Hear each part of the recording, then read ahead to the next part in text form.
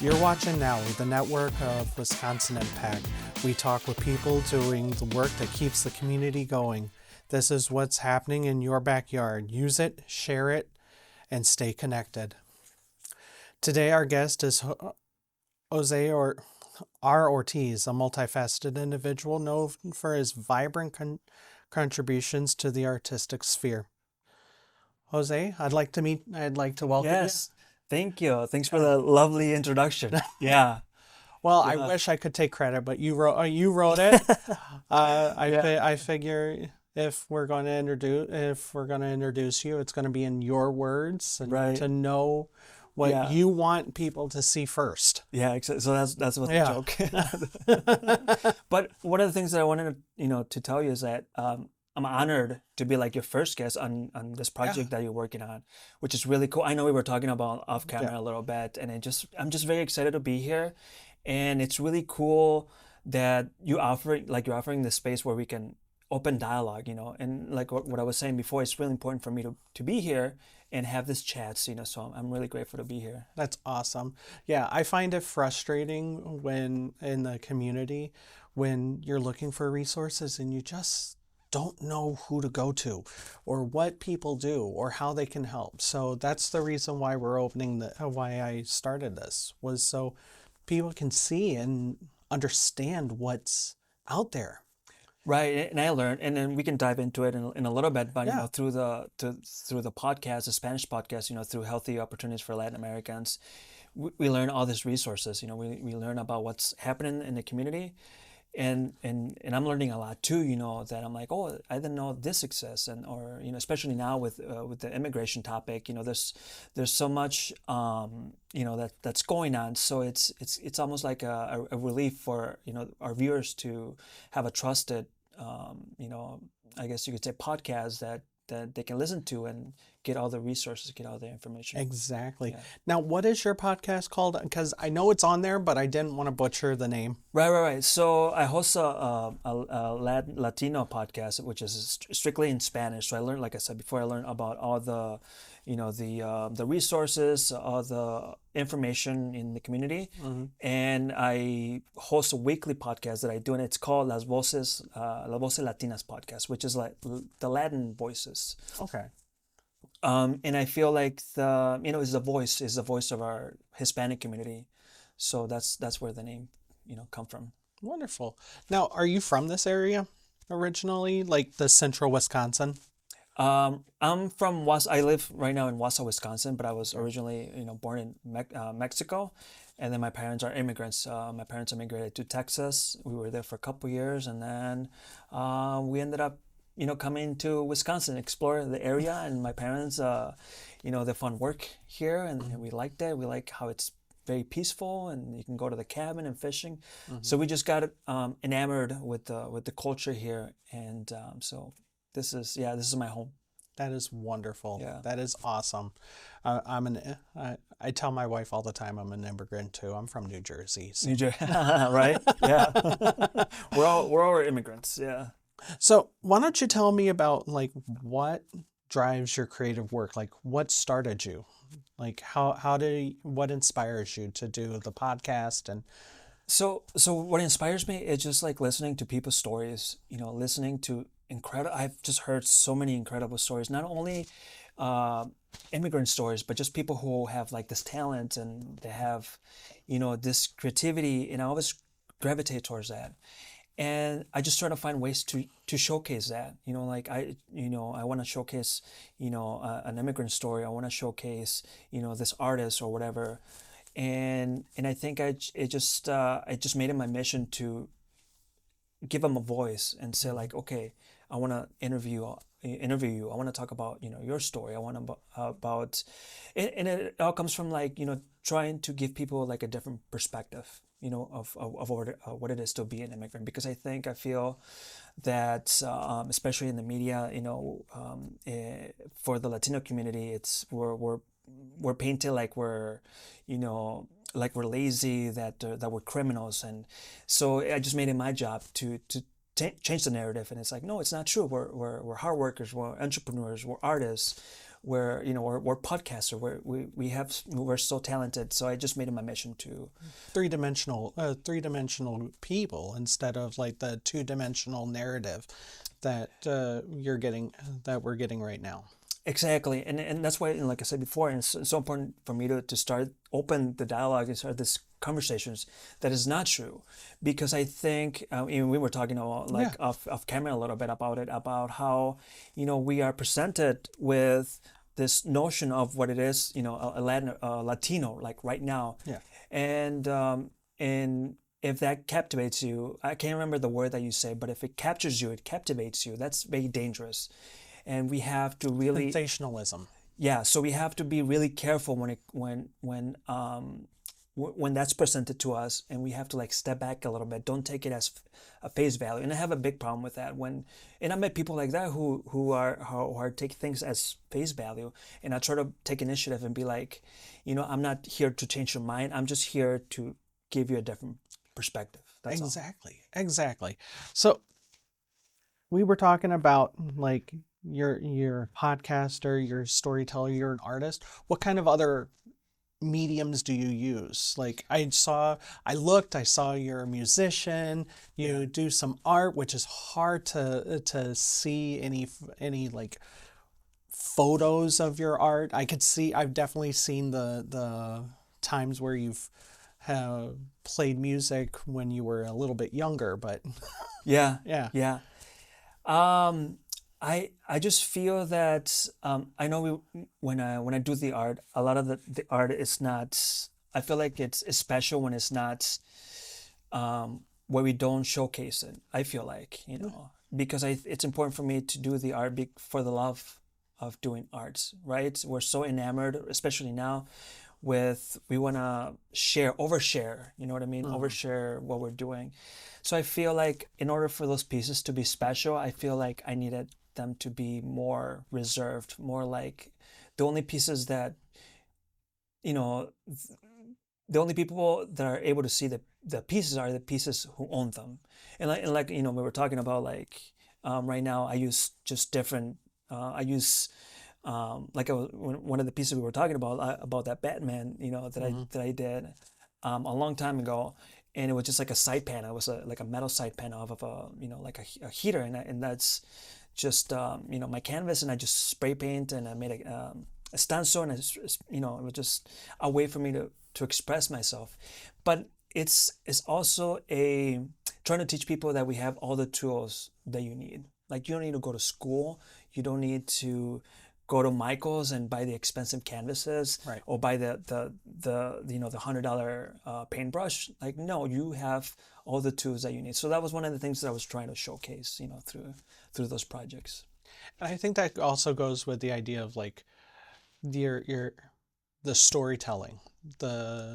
You don't need to have I want to say compelling story, but you don't have to have like the gut-wrenching, everything needs to be dramatized. Sometimes it's just sitting down with someone and having a conversation can really impact what goes on in the world. One of the things that I like to do is talking to strangers, and I think it's so natural for me because I'm very friendly, and I feel like in our society we should try to do that more. Talk to strangers, and it comes from, to try to understand each other. You know what I mean? And I think we don't do that enough. We just, like, it goes back to, we just take things as face value. And I want to give you a perfect example. Yeah. Since we're talking about like, the art, and one of the things that I was part of, I was a part of building a mural, and for a few months I worked at the free clinic, through my organization, through OLA. I was through OLA. We offer interpreting services to this free clinic in Wassa. It's the Wassa Free Clinic over at the Community Partners Campus. So I was there for a few months, and I was able to learn that close to 75% of those people were Hispanic. The patients. Right. So we wanted to do something to honor them. and we just, we painted this beautiful mural. But the challenging thing about the mural was that I was like the conductor. I designed the mural, but the idea, I wanted the community to be part of it. I wanted people to get their hands dirty and paint and be part of it, right? Right. Because I feel like with art, same thing with the stuff that you haven't seen, right? It's because it has some essence, it has something special about it. But one of the things that I learned from that is when we do things that are community oriented, when you um, do things that are engaging like that, you are in an environment where at first they're all strangers. We had community events where, like, oh, come help, we need help painting our mural, because they were laid on canvases, and then we painted it, and then we put it on the actual wall. And so we invited the community. We didn't say like this is just the Latinos. We didn't say like women or men, kids. Everybody was invited to be part of. If whoever wanted to be part of this, mural, it was invited. And what I found out about it is that, these people, they just gather, and at first they were all strangers. And one of the cool things is that when we sat down, working on these projects, it was very inevitable to open conversations and be like, oh, where are you from? Or where did you grow up?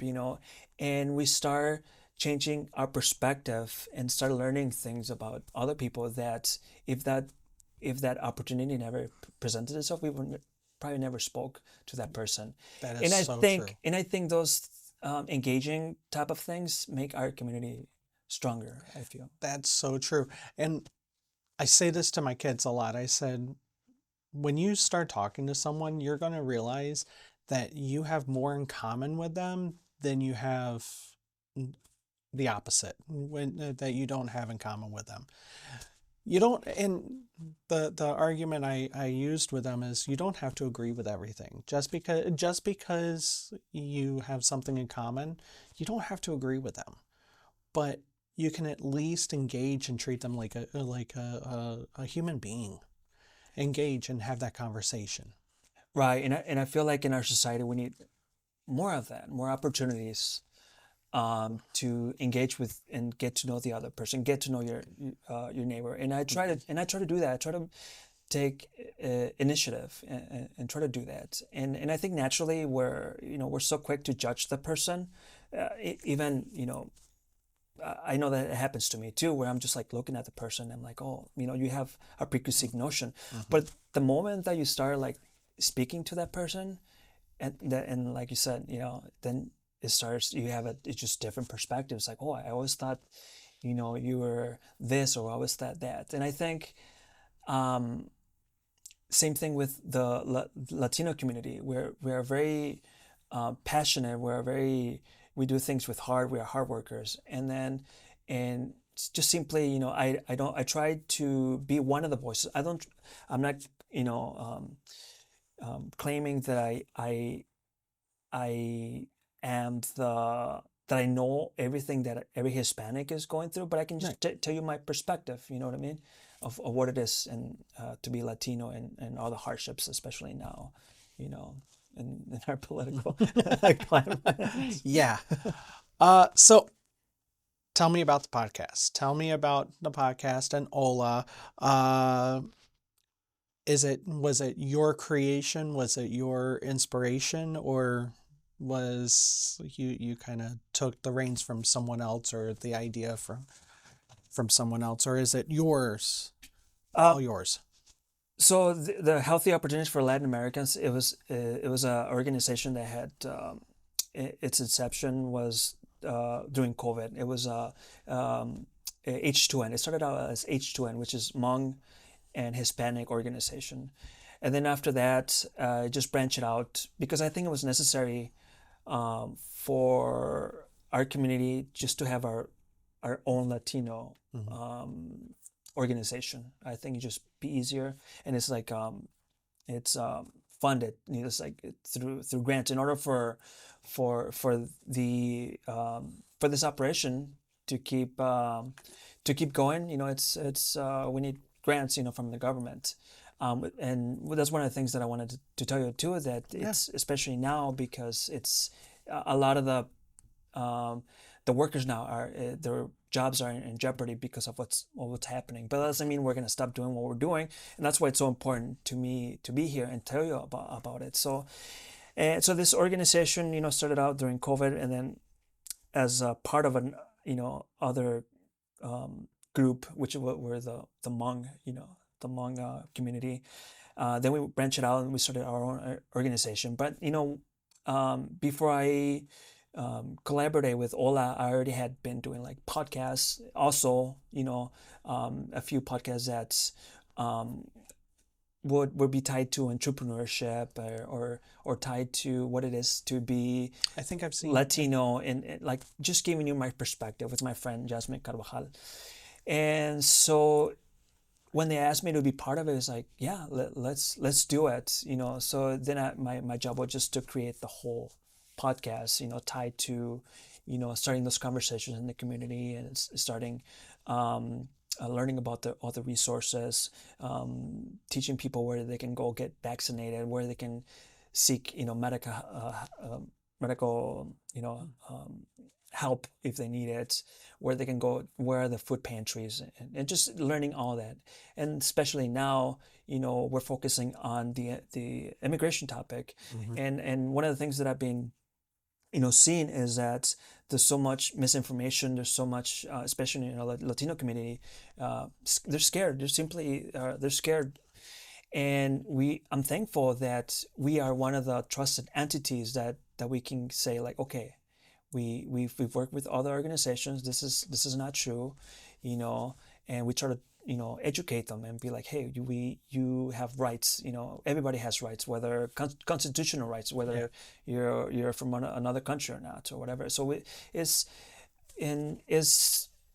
so you kind of get a sense of the topics that we talk about. And one of the things that I wanted to touch is that we have a WhatsApp group where you can, through Ola, if you go to Healthy Opportunities for Latin Americans, and if you reach out to us, and we have a WhatsApp, what do you call it, like a group, where if you see something in the community and says, is it like, on hey, Facebook or? it's it's exclusive because we want people to reach out, the Hispanic community to reach out, and we'll give you the number, and we'll tell you, okay, if you see something in your community, if you see something that you, or something on social media, let's say, and what we do, we just try to investigate, Nice. and then we say like, no, this is not true, this is not happening, and then through the WhatsApp app or the WhatsApp group, we can just a little tell them fact checking. exactly. Yeah.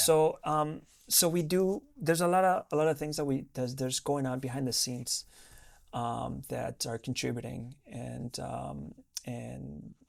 yeah, and I'm just very thankful that I'm able to come here and tell you all about it, that this exists, because I've met so many people in the community that are like, oh, I wish there was something that can help with this family with a lawyer, like we talked about, like, oh, I wish there was that.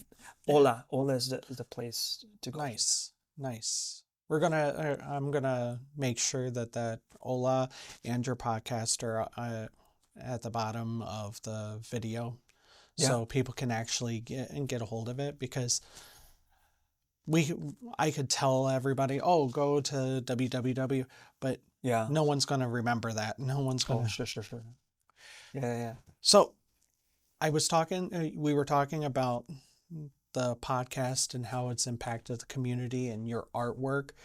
And when I was doing some research and looking Oh you man, you up looked more, me up. Yeah. I did, of Oh, course I shoot. did. I need to know what people. Do you still play like in public, like your music in public venues and all that? Not at the moment. Not at the moment. I feel like sometimes I'm more comfortable being on the production side of things sometimes, just being like the conductor. I feel like I'm good at that. I feel like, but I'm always in where there's like I'll tell you about recently. about a project that we're working on right now, and this is tied to like my side of or creativity. So like right now, I'm working on a project where it's called City Sounds. If you go to on Facebook, it's called City Sounds Podcast.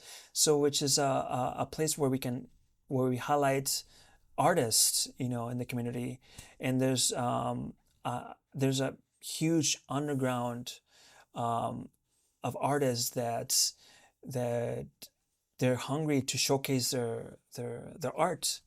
So I made it my mission to help them out and help them like showcase what they. And it's just funny because I think in this very moment there's people like who are practicing like in their basement, because I was one of those people. There's people that are taking guitar lessons, or they're taking singing lessons, or there's at this very moment there's people who are are working hard on their art, and I think there's something beautiful about that. But I feel like there's a big need of a entity, of a place where we can showcase them and put them on a pedestal and showcase their talent. And I mean, that's one of the things that we're doing with City Sounds. We're working with a girl who, she has a beautiful voice. She spent like 10 years working on her craft, but she just needs like a help doing a YouTube video, or whatever. So we're gonna help her with the whole production, like setting recording it, and so that's one of the things that keeps me going, keeps me creative. But as far as playing live right now, no. Yeah. So when we were talking before, and we were talking about Ola and how it's there to help make that bridge. Yes. Do you have a story or anything that you can give us about how you've seen or been a part of, besides the mural, how Ola has helped the community? Man, I am just very proud to be part of this Hispanic organization, Ola, because I feel like everyone that's there will probably do it for free, but we gotta eat, right? Well, yeah. We have to eat. So, and including myself, like everybody's there because I know we're like literally making an impact in the community, and it's not showcased around a lot, and there's so many things that are happening in our community. I can say central Wisconsin, and we help like more than 10 counties that we're just helping with, like helping them, and with, like I said before, with resources, with the whole immigration topic, and it's not being talked about enough. You know what I mean? No, it's not. And I think it's really important to showcase that there's a group of people that are really making an impact. But I know like healthy opportunities for Latin Americans it's tied to the Latino community, right? Because I feel like there's a need for resources, for help get to them, right? Because I can go down the list because of all the barriers. There's just so much like going on that it's important to show it. And I know when we were talking about prior to this interview that this is the work that Healthy Opportunity for Latin Americans does. It doesn't just impact Latin Americans. It impacts our whole community. You know what I mean? So not, if we keep Latin Americans healthy, we keep everybody healthy. You know what I mean? If we, teach or if we educate, our community, our Latin community, about like how the traffic lights work, what the signs mean, and how the medical system works, everything. I think everybody benefits from that. Oh, totally. So it's a longevity of the community, not just one group. But if at my day job, I call it, it's at the hospital, and I use the term, if one of us is drowning, we all drown a little bit. Yeah. We all we all get together, and we all share the heartache to make sure that everything's done properly. Everything gets finished. Yeah. So yeah, but yeah, I do worry, especially now. I'm not sure if my podcast is gonna continue. To be honest, and I'm Yeah. grateful that you offer me the space to talk about this stuff. You know what I mean? And be honest, Yeah. about things. But that's one of the things that's in the back of my mind. And I know some of the people I got um, informed today that there's a couple of employees that they were let go um, because of what's going on Yeah. right now. No, and And that's but I feel that I'm gonna continue. I'm gonna continue to do what I can and to keep our community, not our Latino community, but keep everybody healthy and informed. You know what I mean? So yeah. yeah. Yeah. So I have we hit on everything you wanted to talk about today, or is there anything special that's close to your heart? No, I'm just very thankful that you offered me the space. And Yeah. like I said before, I was really excited to come here. And it's important to open a dialogue, as hard it may be or as challenging it may be. Um, it's important to open those open the dialogue. So I'm grateful that we can do this, Yeah. you know, in a safe place where we can just talk about what actually it's going on in our community. So I think Exactly. that's really cool. Yeah, and honored to be the first one. Believe me, you were actually the first person I communicated with, and Yeah, you were the first person to respond back. yeah. I do have a question for you. I know we only have a few more seconds, but Yeah. what's coming up? What's the new projects for you? So right now, the new projects, it's just like what I'm doing with the City Sounds, with the City Sounds podcast. Really diving into that. Like I was telling you this morning, we helped a business here in the community that had an idea, that they want to start their own podcast. They want to share the stories, and it's about two entrepreneurs, two girls who are entrepreneurs, and they want to talk about like when things get messy, when things they don't go your way, when how to start something from how to build something from nothing. So Right. I'm really excited about And how to learn just how to pivot. exactly, Yeah. yeah, how to pivot and all that. So I'm excited and that's more of a conductor thing. I'm Yeah. behind the scenes. So one of the things I'm hoping to do more of that, and help people produce more programs, more shows. And yeah, I'm just Yeah. grateful to be here. Yeah, to with this I really want to with the thank you. project. I Yeah, really want to thank you for showing up. yeah, It's amazing. It was something I've been talking to my wife about for years yeah, to do. I wanted to do it as a podcast, but yeah. you know, No, this is because cool. Yeah, I admire your initiative. Yeah, yeah. we need more people like you. Yeah. Yeah, Oh well, I'm looking forward to seeing more of your more of your podcasts. yeah, for sure. And if you need anything from me, Yeah. I'm here to help. And then yeah, so hopefully this will kind of bring a future collaboration. You know Yeah. what I mean? No, thanks again for having me here on your show. I'm just very excited for your show and everything that brings to the community. But if I had to, ask anything to our viewers, is just start conversation with strangers, open dialogues, open healthy dialogues with people, and just start, getting to know people. And I think you'll change your perspective. You know what I mean? And Right. and that's one of the things that I try to exercise every day. Talk to strangers and just follow what I do on healthy opportunities for Latin Americans. Hola. That's where you learn about everything from where the free clinics are, about resources, about vaccination clinics and all that. And if you want to follow me on my adventure, my creative adventure with City Sounds, you can find us on Facebook under City Sounds Podcast. And thanks again. Thank you. It was a pleasure being your first guest here. Well, you're welcome. So, thank you everybody for participating and joining in on NOWi. the network of Wisconsin Impact. Hopefully, this is our pilot, so hopefully you get to see more of us. All right.